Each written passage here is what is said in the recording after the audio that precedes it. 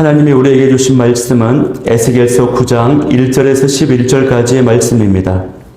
에스겔서 9장 1절에서 11절까지 말씀을 제가 봉독해 올릴 때 함께 봉독해 주시기 바랍니다.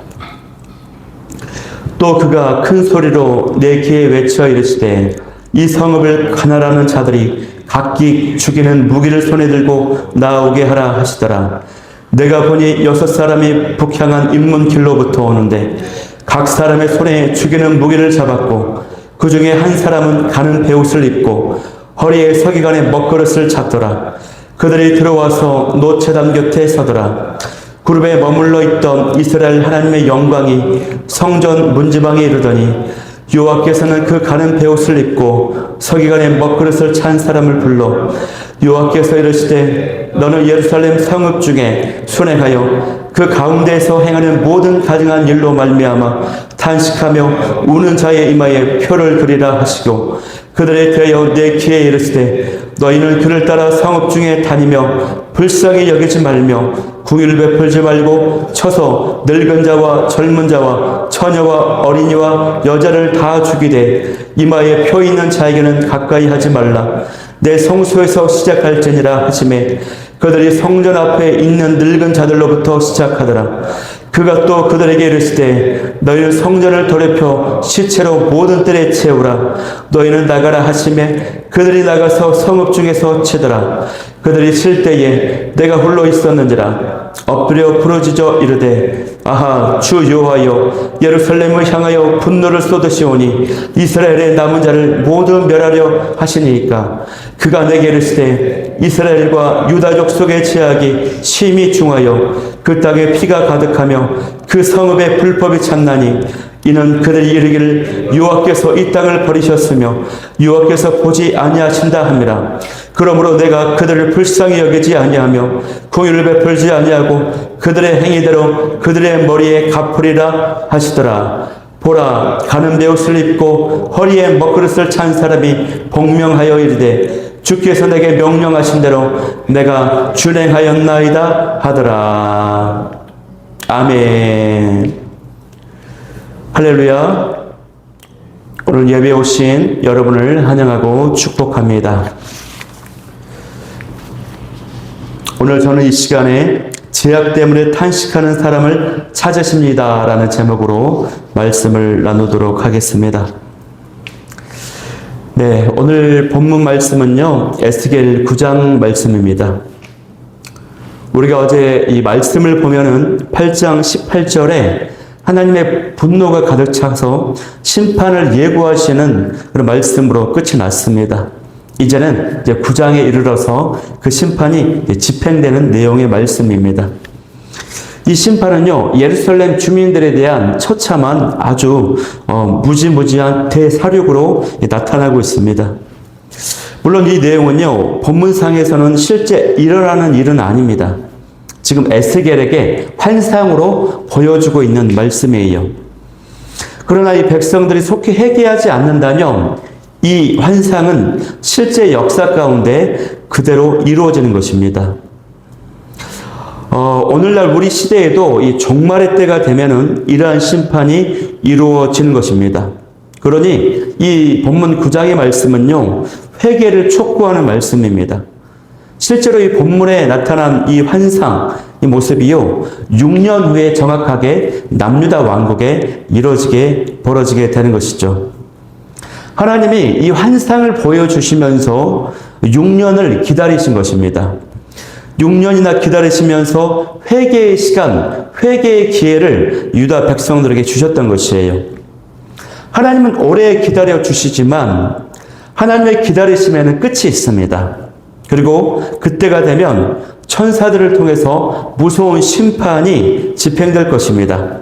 그래서 오늘 본문은 예루살렘을 향한 경고의 메시지일 뿐만 아니라 오늘날 이 시대를 살아가는 모든 나라와 민족과 모든 사람들을 향한 무서운 이 경고의 메시지가 되기도 하는 것이죠.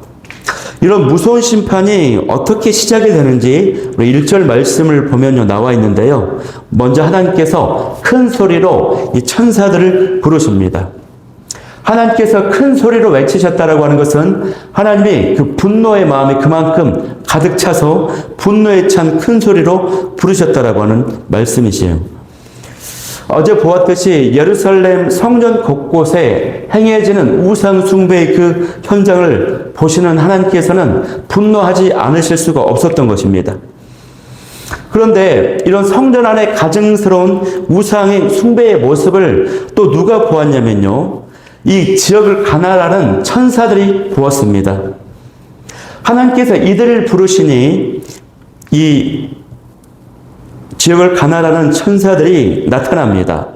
6명의 천사들이 나타나고 그들의 손에는 사람들을 죽이기 위해 사용되어질 무기, 무시무시한 무기가 손에 들려져서 나오는 것입니다. 그런데 이 천사들이요, 어디에서 나오냐면요, 말씀을 보면 2절 말씀에 북향한 윗문 길로부터 나왔다고 그렇게 기록되어 있어요. 북향한 윗문 길로부터 등장을 하는 것입니다.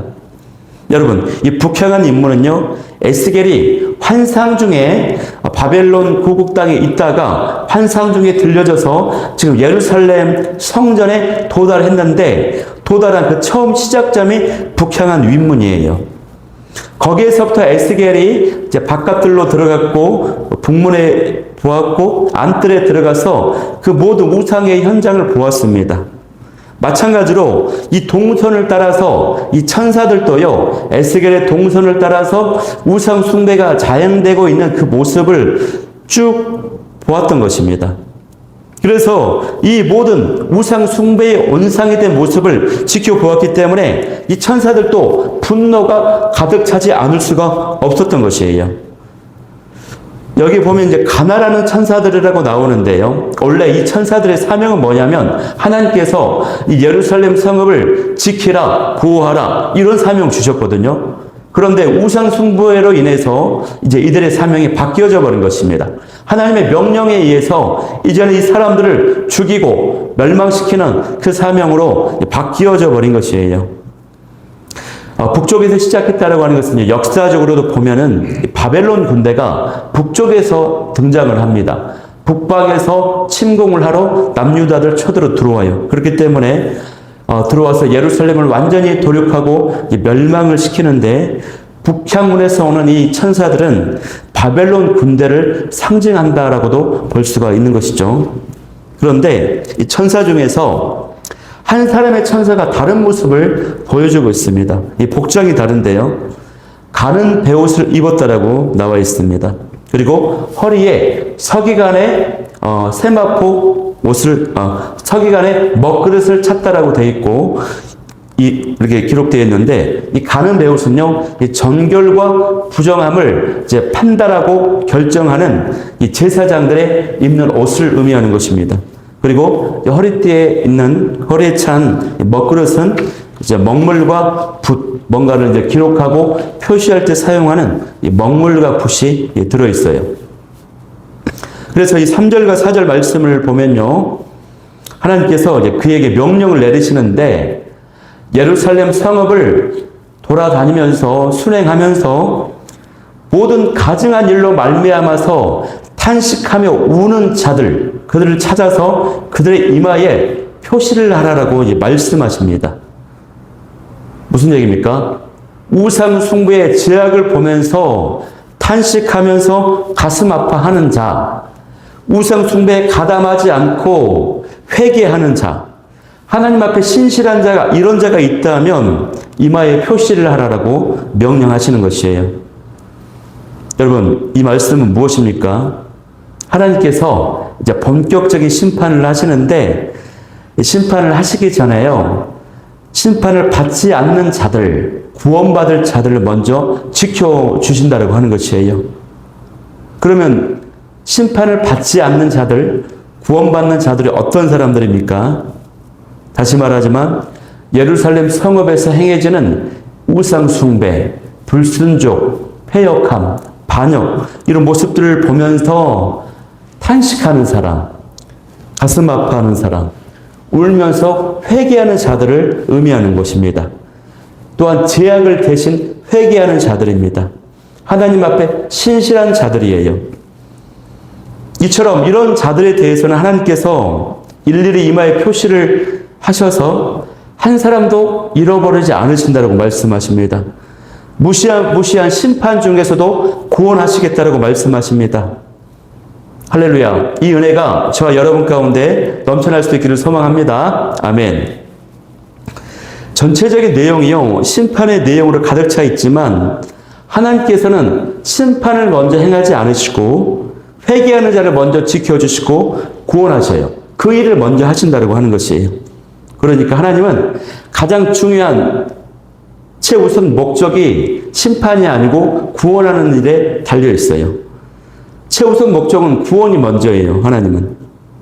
그러면 이마의 표시를 받은 사람들은 어떤 사람을 가리킵니까? 1차적으로는 예수 그리스도를 믿음으로 예수님의 십자가 보혈로 구원받은 사람을 의미합니다. 요한계시록 14장 1절 말씀을 보면은 어린 양의 보혈로 구원받은 백성들은 이마에 표시가 되어 있다고 그래요. 진짜 예수님을 믿는 사람은요, 죄악을 싫어합니다. 죄의 유혹을 끝까지 거부해요. 2차적으로는 어떤 사람이냐면 죄악을 회개하는 자들인데 또 대신 회개하는 자들입니다. 이 자녀들, 가정, 이 도시, 사회, 이 나라, 민족들을 죄악을 보면서요, 대신 회개하는 자들.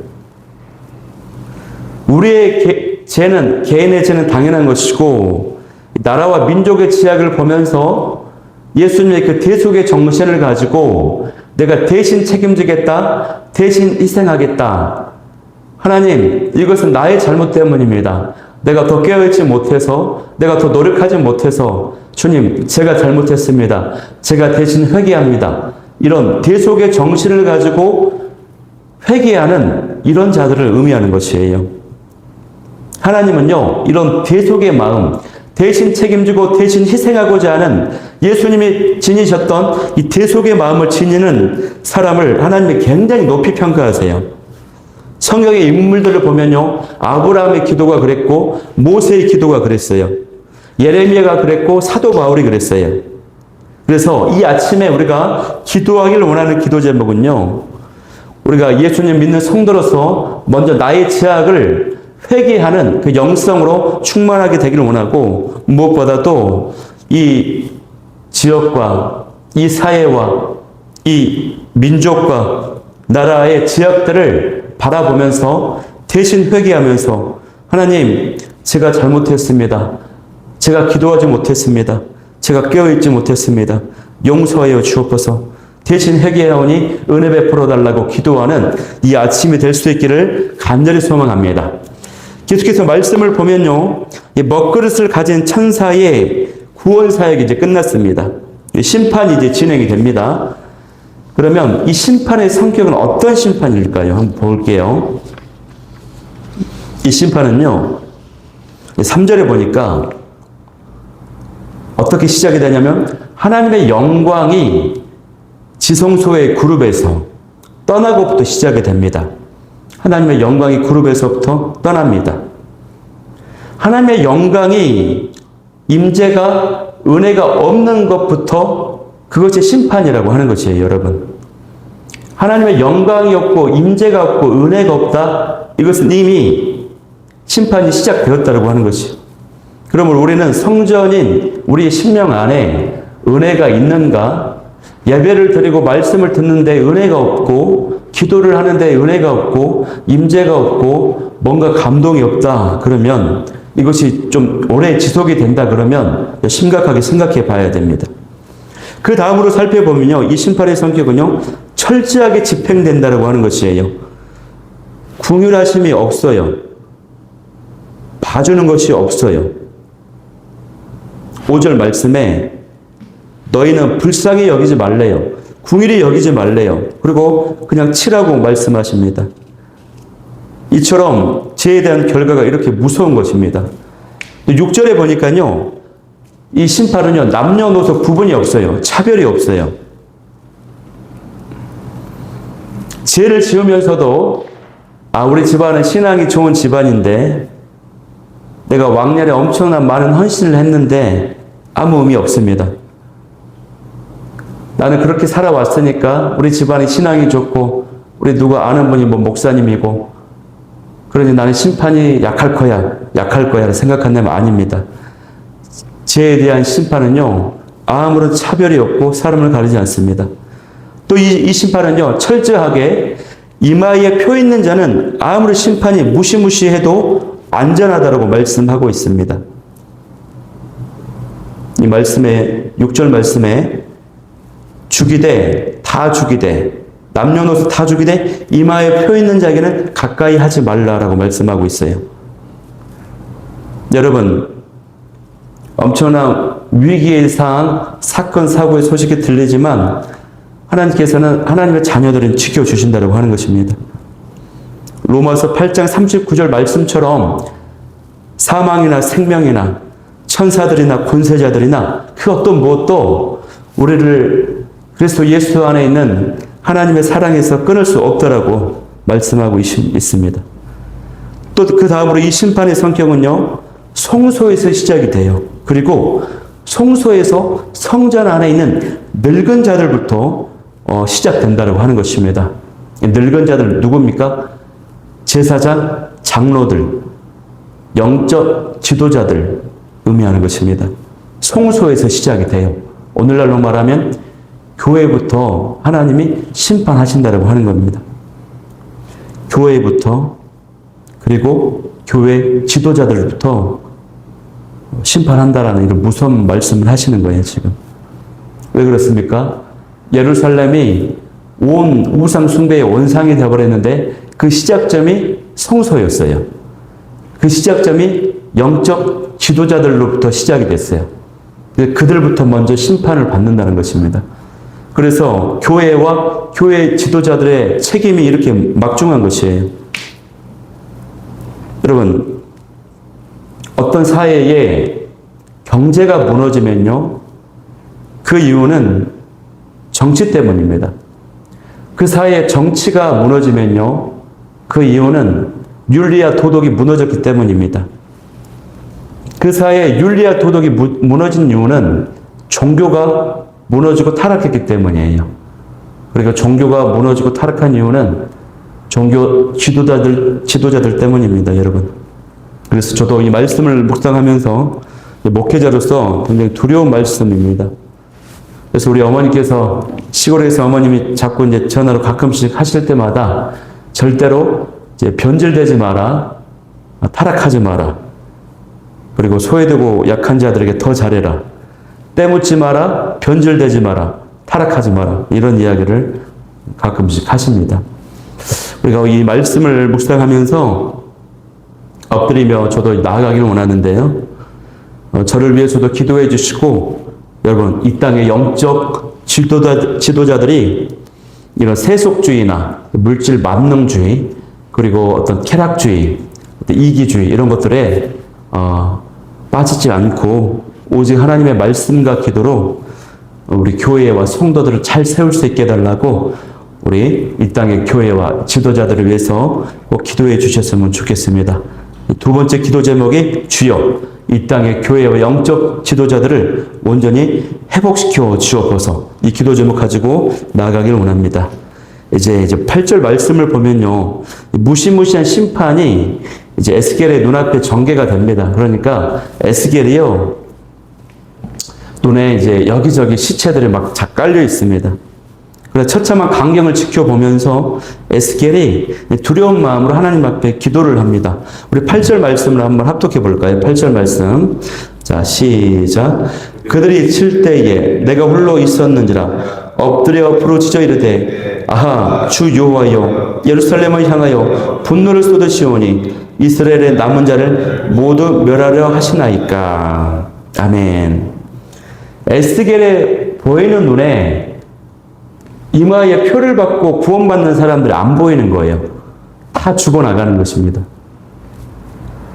이처럼 구원받는 사람은요, 생각보다 적습니다, 여러분.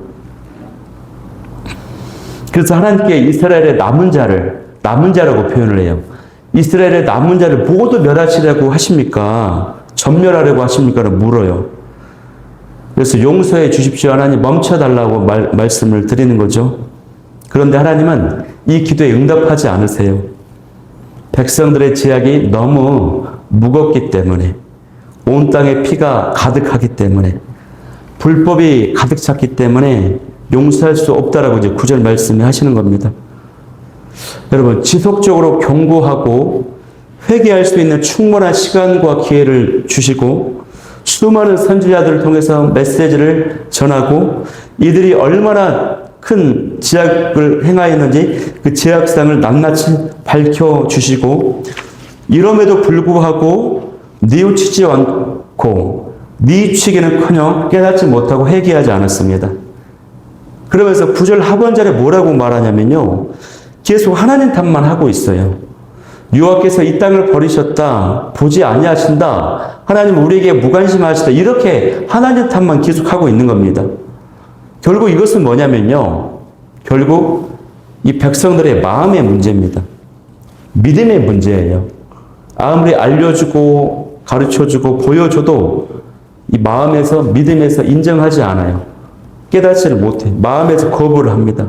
여러분, 우리가 말씀을 듣고 이 말씀이 믿어지고 은혜가 있고 뭔가를 깨닫고 뉘우쳤다라고 하는 것은요. 이 자체가 은혜입니다. 은혜. 아, 저 말씀이 들려지네. 저 말씀이 믿어지네. 저 말씀이 깨달아지네. 아, 말씀을 듣고 내가 뭔가 결단해야 되겠네. 고백해야 되겠네. 이것이 은혜예요. 이런 은혜가 저 여러분 가운데 있기를 소망해요. 그래서 오늘 본문은요, 결론적으로 12절 마지막에 어떻게 끝나냐면, 먹그릇을 찬 사람이 하나님의 명령을 완수했다고 복명복창을 합니다. 그렇게 끝납니다. 그러니까, 에스겔의 눈에는 전부 다 죽어나갔는데, 이마에 표를 받고 구원받은 자들이 있다라고, 남은 자가 있었다라고 하는 것을 보여주는 것이에요. 그 사명을 감당했던 자가 사명을 마무리했어요. 이 위기 속에서도 모든 세대에 걸쳐 하나님의 구원의 역사가 진행이 된다고 하는 것입니다. 두려운 심판 가운데서도 하나님의 남은 자가 있다라고 하는 것이에요. 위기 속에서도 무시무시한 심판 속에서도 하나님의 구원자, 남은 자가 있어서 하나님의 비전과 계획과 꿈이 계속 중단되지 않냐고 이어진다라고 하는 것입니다. 이 위기 속에서도 모든 세대에 걸쳐서 하나님의 꿈과 비전이 이어져요. 그러므로 우리 세대가 다음 세대에게 아름다운 신앙의 유산과 이런 정신들을 잘 전달할 수 있기를 간절히 소망합니다. 그래서 우리가 다음 세대를 위해서도 하나님의 역사가 계속 진행이 되기에 이런 신앙의 유산을 잘 흘러보낼 수 있게 해달라고 기도할 수 있는 저와 여러분이 되기를 소망합니다. 제가 기도 제목 3가지를 나누고 우리 찬양하고 기도하겠는데요. 첫 번째 기도하기를 원하는 것은 주여, 죄악 때문에 울며 탄식하는 회개의 영을 나에게 부어주시고 나라와 민족의 죄악을 대신 회개하게 하여 주옵소서. 두 번째는 교회와 지도자들이 바른 말씀과 기도를 깨어있게 하시고 본질을 온전히 회복하게 도와주옵소서. 세 번째는 심판 중에도 하나님의 구속의 역사가 진행됨을 믿습니다. 주님, 다음 세대에 신앙의 유산을 잘 전할 수 있게 하나님, 내가 먼저 깨어있게 하여 주옵소서. 이 기도 제목 가지고 찬양하며 한번 나아가도록 하겠습니다. 우리